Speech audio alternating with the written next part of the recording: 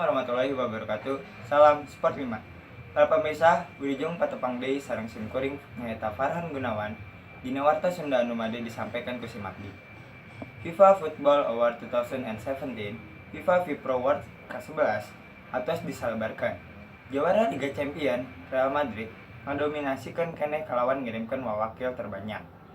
Aya 5 pemain Madrid anu lebar FIFA FIPRO Award 11 2017. Yaktos Marcelo di posisi bek kiwa, Sergio Ramos beker, Toni Kroos serta Tatu Modric gelandang serta Cristiano Ronaldo penyerang. Juventus anu dielehkeun Madrid di final Liga Champions usum kaliwat ngirimkeun Gianluigi Buffon di posisi nu ngajaga gawang.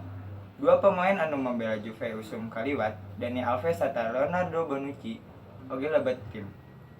Sewang-sewang di posisi bek katuhu serta beker.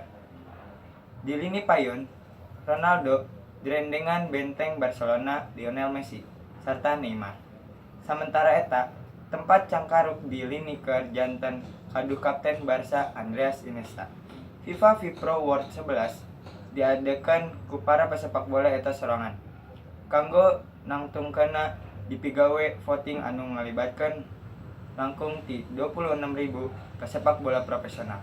Sewang-sewang pesepak bola di penta kanggo milih isi nu ngajaga gawang, 4 pemain pangkat, 3 gelandang serta 3 penyerang.